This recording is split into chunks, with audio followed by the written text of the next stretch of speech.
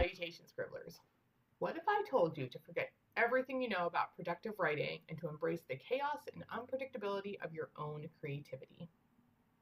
You might be giving me the side eye right now, and that's understandable, because it sounds kind of batty, right? Because the only way to find success is to follow the formula and to do all the steps in order. Wrong. We are so wrong.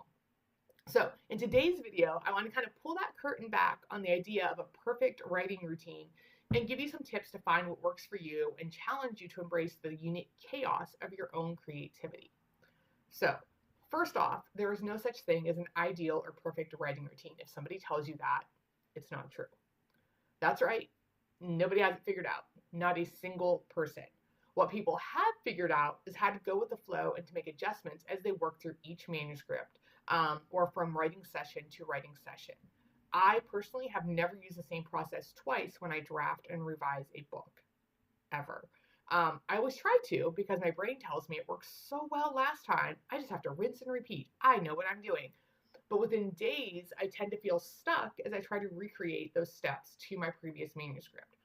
So this doesn't mean that I throw out everything and start from scratch, but I do have to give myself the space to rearrange things, to do things out of order, and to try brand new methods for brainstorming, world building, or writing.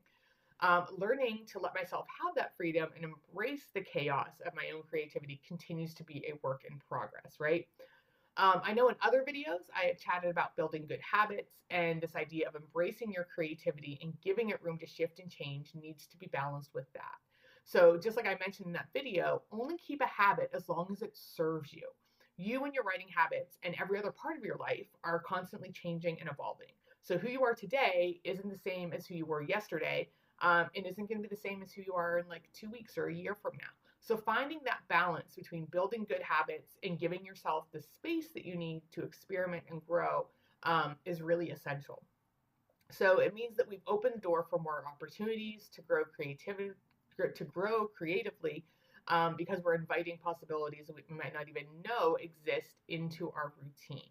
And there isn't one prescriptive method that is going to work. And the more you seek out and welcome the uniqueness of your own process, the better you'll become at your craft and the more fun it will be. So if you're kind of ever feeling a little bit down in the dumps about writing and it feels like a chore, consider changing up your routine and see what it is. Like, you've really got to sit down and do a little bit of self-reflection and find what it is that's not working for you. And you've got to do that so that hopefully you can get back to that joyful aspect and be like, oh yes, this is where I like to be. This is how I like to create. And I do realize that sometimes this just isn't possible, right? There are always deadlines that have to be met. But I will also argue that by being open to your own chaos, that you've taken away some of that pressure of meeting that deadline. And it's likely that you're not only going to get it done on time, but you're going to produce something you're happier with because your heart and head are in a better place. So like I said, it's all about finding that balance, which can be difficult to do. How do we embrace the idea of letting go of having a perfect writing routine or the perfect method? The way to accomplish this is not fast. This is not going to be I just did it and now everything's perfect. This is going to be a lifelong journey, right? We're always going to be working on this. And there will be times when you make tremendous progress and others where it seems like you're just kind of crawling along. Both are okay. If you feel more aligned with the chaos of creation than with having a linear method where you move logically from step A to step B, I suggest leaning into that. That's basically what this whole thing is about, this chaos, right? Maybe you like to stretch. Maybe you like to sketch and draw your characters or scenes before you write. Or maybe you need to develop that perfect playlist first. In a world that really prioritizes profit over everything, these activities may make you feel as though you're wasting time, but you're not, right? This is what works for you, and this is what fuels your creativity. And without that creative fuel, you can't create. So if you ignore this, you're going to struggle. So don't. Embrace it. Let it come in and say, it is worthwhile to me to spend this week creating this playlist or doing this or writing these little side quests that aren't going to be part of the actual novel because it lets me experience my characters and figure out who they are. So don't avoid those, kind of accept that that's part of your process and run with it, right? Because like I said, you will be happier and then your creativity will increase. All right. So where are my procrastinators? Yes, you people who are out there that wait until the last minute to do the thing. There have been studies, good news for you, about how people who procrastinate are often more creative and ultimately successful than those who don't. Now, to be clear, this does not cover procrastination for emotional or mental reasons, but if you do put a task off for a reasonable amount of time, you're giving your subconscious the chance it needs to really sort through things and come up with the best option. So, if you need permission to procrastinate, here it is. I grant it to you. Take the time that you need. Don't rush into that creativity because it can harm our process and even prevent us from tapping into everything that we have to offer. This is one of the reasons why taking time away from a manuscript can be so important, and learning to listen to your creative intuition is a skill worth developing.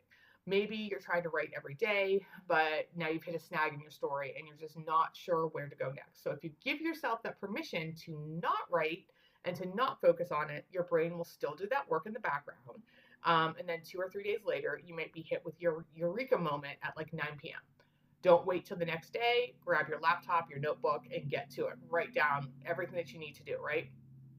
I've had a lot of experiences with this, and this is one of my places where I still struggle to really kind of like embrace my chaos and get out of my own way. So I'll have a plot tangle, and a lot of times I will just keep staring at it because I will not leave until it is fixed. I'm like, I'm going to take care of this right now because I have to do it.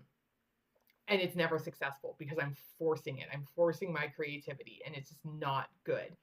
But then all of a sudden I'll be hit with a spark of creativity, and it's off schedule, right? I'm like, my writing time is from 10 a.m. to 1, and that's when I like to write over the summer. And I can't because you know what? It's 12:45, and if I start writing now, I can't do that in 15 minutes. I just won't be able to get it done. And so then I won't do it. And really what I need to do is to tell my brain that it's okay. You can start writing at 12:45 and you can just write until you're done. It does not have to be between 10 a.m. and 1, although that's ideally where I'd like it to be. So sometimes I really just need to give my logic brain like the side eye and just write and do it. So that's what I mean. I have to embrace that chaos. Like, I don't always get to tell, myself like when the muses are going to come in and give me answers and to help me out, and I'm going to feel inspired. So I just have to embrace those moments as they come. So this is a work in progress for me, as I'm sure it is for a lot of you guys out there. And because I'm aware of that, it's something that I can work on. So I've really been working on being a little bit more flexible when it comes to my writing habits. So my challenge to you is to say no to a one-size-fits-all writing advice. To take the time that you need to find what works for you, but don't stop there. Keep evolving. Be a Pokemon, right? Our final form doesn't exist. We just keep leveling up and becoming a better version of ourselves and a better version of creativity and all those different things. All right. I want to hear about your unconventional writing methods, so please drop a comment below and let me know. I'd love to read about it. And that is it for today. Please like, subscribe, and I'll see you next time, Scribblers. Happy writing.